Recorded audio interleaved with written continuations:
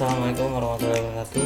Perkenalkan, nama saya Anwar, NIM saya 2892050060. Saya dari Fakultas Ekonomi dan Bisnis, Prodi Manajemen, mata kuliah Etika Bisnis, dosen mengampu Dr. Roma Iskandar, SEMM. Saya dari Universitas Pancasakti Bekasi.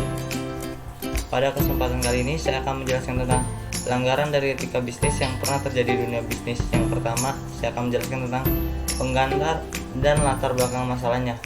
Yang kedua, analisis permasalahan, siapa yang salah, kenapa terjadi, dan apa pelanggaran etisnya. Yang ketiga, bagaimana solusi atau penyelesaian dari kasus atau masalah tersebut.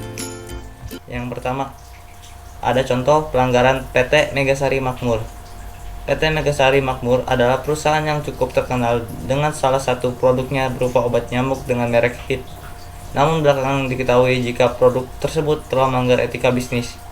Banyak masyarakat telah mengenal produk tersebut sebagai obat nyamuk yang murah tetapi sangat efektif.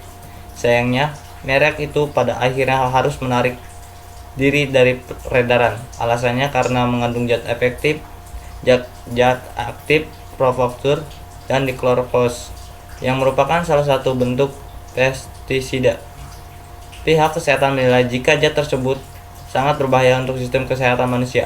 Bahkan, lebih parahnya bisa menyebabkan keracunan pada darah apabila terlalu banyak menghirup udara yang telah bercampur dengan produk HIT. Analisis permasalahannya. Dalam berbisnis memang sudah bukan rahasia lagi jika moral dan kejujuran adalah nomor satu. Dalam studi kasus produk HIT ini, kesalahan yang telah mereka lakukan memang cukup fatal sehingga harus menarik penjualannya. Siapa yang salah? Dalam setiap perusahaan modern, apabila melakukan kesalahan dalam bentuk apapun, mereka yang bertanggung jawab adalah kelompok tersebut. Apabila ini merupakan bentuk tindakan secara sadar dan bersama-sama. Walaupun demikian, adalah pihak karyawan tidak dapat disalahkan karena dalam sebuah birokrasi besar mereka memiliki faktor ketidaktahuan dan ketidakmampuan. Kenapa bisa terjadi?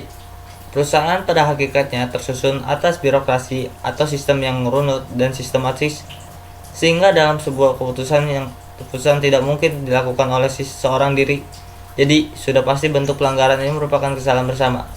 Apabila mereka lebih peduli dan tidak hanya birokrasi pada keuntungan, maka tidak mungkin pelanggaran moral seperti ini akan terjadi. Oleh sebab itu, tidak ada alasan bahwa mereka kurang paham terkait zat-zat kimia. Pelanggaran etikanya. Yang pertama, etika dalam berbisnis adalah sebuah formal dan normal.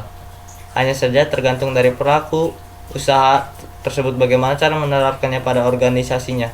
Faktanya, PT Megasari Makmur telah gagal mengaplikasikannya moral tersebut sehingga secara sadar melanggar prinsip kejujuran.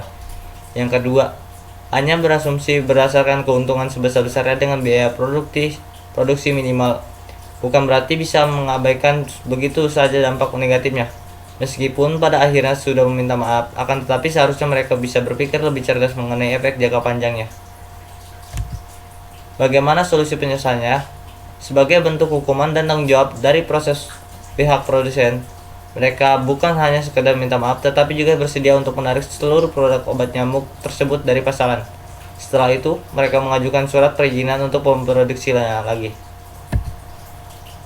Nah, segitu saja yang bisa saya sampaikan. Wabillahi taufiq wal hidayah. Wassalamualaikum warahmatullahi wabarakatuh.